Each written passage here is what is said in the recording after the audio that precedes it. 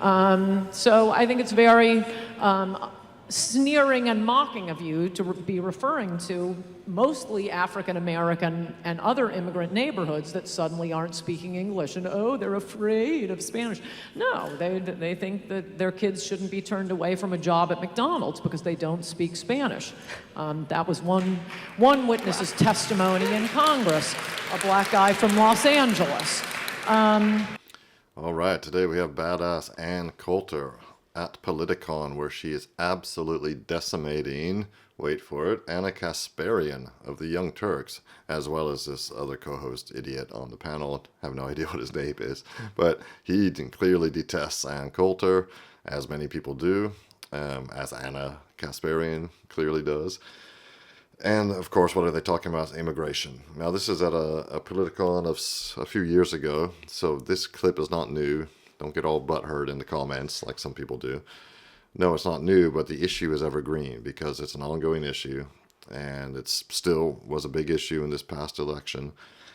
And in this debate, Ann Coulter absolutely fries these idiots here up on the stage. Look at Ana Kasparian, looking quite young there. So she was still a total libtard back then. She hasn't started at this point. She hasn't started her redemption arc. Let's get into the video. Would America benefit from limiting or eliminating immigrants? Well, I mean, I think it makes sense to limit immigrants. We do have, I mean, our resources are not, they're finite. So, of course, it makes sense to limit. But just culturally, because we've done the financial economic part. Look, I'm not afraid of different cultures, right? I'm not afraid of people speaking Spanish. It doesn't get me emotional. It doesn't make me feel scared.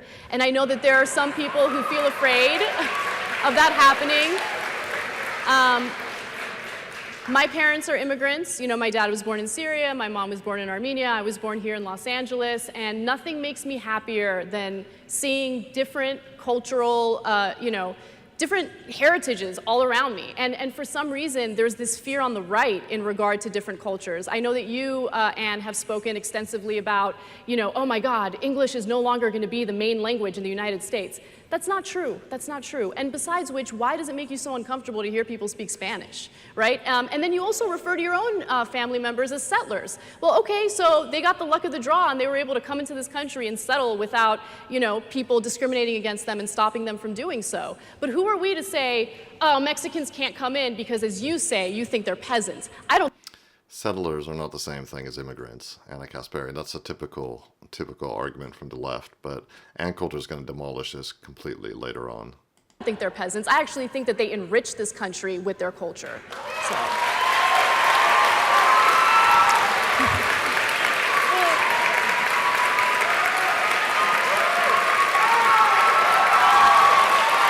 We're going to get 3 questions.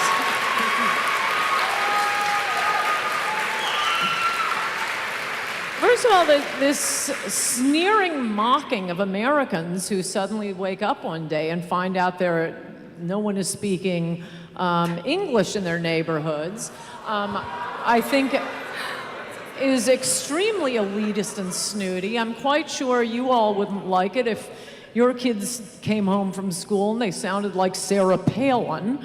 I think that would be a cultural shock for you. Certainly in California, most of the neighborhoods that have gone all Hispanic are black neighborhoods, and not through casual movement. One of the ways our culture changes with immigration, both legal and illegal, is there is not a lot of tolerance, as much tolerance as Americans have. You have black gangs, or rather Hispanic gangs, going into the black neighborhoods, screaming epithets, throwing bottles at their houses. The LA Times has written this up extensively. So I think it's very sneering and mocking of you to be referring to mostly African American and other immigrant neighborhoods that suddenly aren't speaking English and, oh, they're afraid of Spanish. No, they think that their kids shouldn't be turned away from a job at McDonald's because they don't speak Spanish. That was one witness's testimony in Congress, a black guy from Los Angeles. And And they don't want to see their neighborhoods completely change, completely overrun by immigrants, legal or illegal, which, as I believe, is what has happened in the Los Angeles area. Black neighborhoods have been just completely taken over by Hispanics and the gangs, which bring with them their gangs. Of course, there are black gangs too. But yeah, and they have no trouble. They have no trouble. These Hispanic immigrants, you can't shame them like you can shame these soft, lily-livered white people by calling them racist. They're like, yeah, so what? Yeah, of course we are. Who isn't? Who isn't? Settlers, why does it make a difference that you're a settler? No, it isn't that we just first come, first serve. No, it's that settlers created this country. It wasn't here.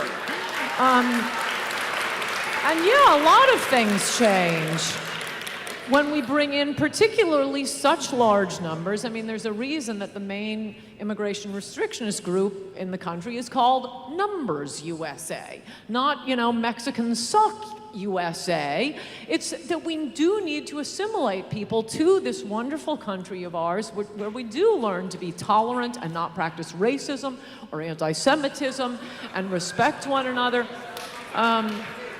Well, for those of you who think that anti-Semitism has gotten worse, the ADL does studies on this every year, and every year they find that the main practitioners of anti-Semitism are your Hispanic friends. So you might want to reconsider the mass just amnestying them all as they're coming in. No, we do have a wonderful country, and we need to take time to assimilate people, not let them live in ghettos and bring in their cultures. There's a reason they left their cultures to come to our culture. Absolutely. There's absolutely a reason. And if you bring them in en masse, if you drip feed them in, yeah, they will have to assimilate. But if you bring them in en masse, then yeah, you will get cultural ghettos. Absolutely. They will establish their culture. This has been happening a lot in the Western countries. It's happening in Australia, in particular in Canada. There's an insane number of Indians, and not like super high-end Indians who go on to become, who they hire specifically to head up Microsoft, that type of thing, but like really low class. I don't know what class they are or caste they are, but like the type who contribute zero to the economy, but do a lot to upset stability and social coherence and cohesion. And we didn't leave our culture to go to theirs. Good point. And when you say the settlers created the country, are you including the enslaved Americans as settlers, or is that a separate group? Yes, I am, actually. They were settlers? Not settlers in that sense, but I mean, as many people have pointed out, we are not a multiracial country, we are not a multicultural country, we are a biracial country. For 400 years, this country was black and white. And we have had black people here as long as white people. Is this a biracial country? And African Americans, can I finish this point? It seems to have set off the crowd. Look, African Americans obviously got the short end of the stick for about 200 years. This is why I was explaining on the last panel. This is why we have civil rights. This is why we have constitutional provisions. This is why we allow, this is why we have affirmative action. It wasn't the Rainbow Coalition. It was to make up, to redress specific grievances done to African Americans, slavery, Jim Crow laws, and now suddenly, everybody's running across the border and, oh, me too, I'm part of this. No, civil rights are for African Americans. They are not for people who arrived yesterday or... Wow, look at Ann Coulter bringing the crowd back on her side, and she's absolutely right to do so, because I've talked a lot about affirmative action, DEI, and all that. I'm against all that stuff. But it's true that the whole civil rights movement was specifically created to redress the grievances of African Americans, of blacks living in America, who are were and are descendants of the slaves brought over. They were not created for people of color, all people of color who show up legally and illegally in the United States and came much later. Yeah, that's an excellent point she made, and the crowd appreciated it, even though they generally don't seem to be on our side. Last week, we didn't do anything to you. Republicans didn't do anything to anybody. Okay. Okay. I mean, there's just,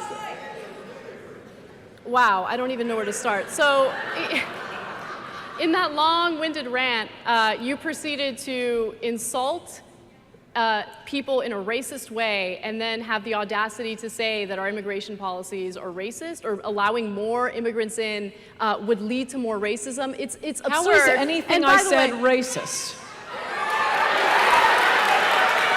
how is what you said? You just talked about people speaking Spanish and how parents don't want to hear that because they're concerned that their kids might want to end up working at McDonald's. You're assuming that people are you weren't coming into this listening. country. No, you weren't listening. Yeah.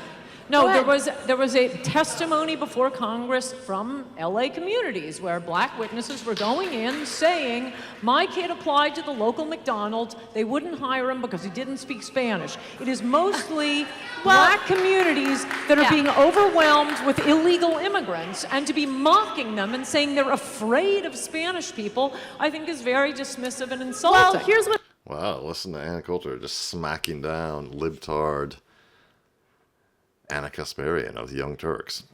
So Ana Kasparian was still fully in her libtard phase back then. I don't know what she would say in response to Ann Coulter now, but Ann Coulter is making great points. She is defending the historical groups that settled America and came to America early on, and their descendants.